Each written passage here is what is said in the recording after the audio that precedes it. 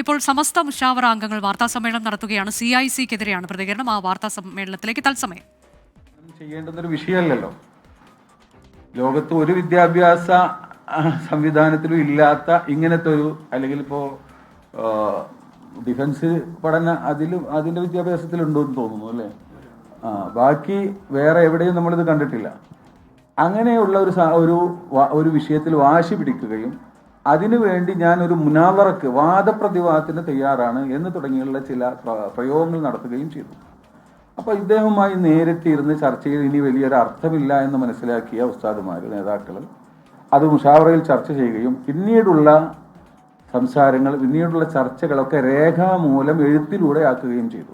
അങ്ങനെ ഒരുപാട് കത്തിടപാടുകൾ നടത്തി. എന്നാൽ ഇതിനൊന്നും തന്നെ ഒരു കൃത്യമായ മറുപടി നൽകാതെ അതിൽ നിന്നൊഴിഞ്ഞു മാറുന്ന വിധത്തിലുള്ള മറുപടികൾ നൽകിക്കൊണ്ട് മുന്നോട്ട് പോയി. അവസാനം മധ്യസ്ഥന്മാർ ഇടപെട്ടു. പല രൂപത്തിലുള്ള ചർച്ചകൾ നടന്നു.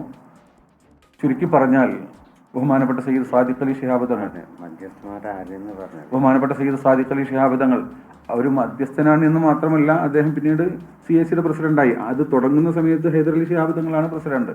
പിന്നീട് സയ്യിദ് സാദിഖ് അലി ശിഹാബ് തങ്ങൾ പ്രസിഡന്റായി. അദ്ദേഹം PK കുഞ്ഞാലിക്കുട്ടി സാഹിബ്, അതുപോലെ ആബിദ് ഹുസൈൻ തങ്ങൾ, മായിനാജി, സമസ്തയിൽ നിന്ന് തെരഞ്ഞെടുക്കപ്പെട്ട ഇതിനുവേണ്ടി പിന്നീട് ചർച്ചയ്ക്ക് രണ്ടാമതൊരു സമിതിയെ തെരഞ്ഞെടുത്തത് 8-അംഗ സമിതിയായിരുന്നു.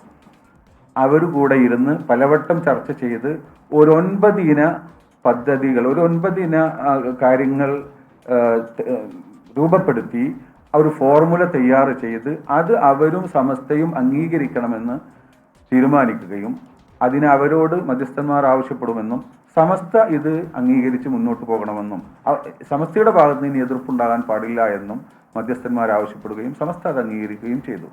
എന്നാൽ ഒരിക്കലും അതും അംഗീകരിക്കാൻ മറുപക്ഷം തയ്യാറായില്ല എന്ന് മാത്രമല്ല, പലപ്പോഴും ഒരു തരം പരിഹാസ രൂപത്തിലുള്ള മറുപടിയാണ് നമുക്ക് കിട്ടിയത്. ഒരു വേള അതുമായി ബന്ധപ്പെട്ട സമസ്ത മുഷാവറ അംഗങ്ങൾ മാധ്യമങ്ങളോട് സംസാരിക്കുകയാണ്.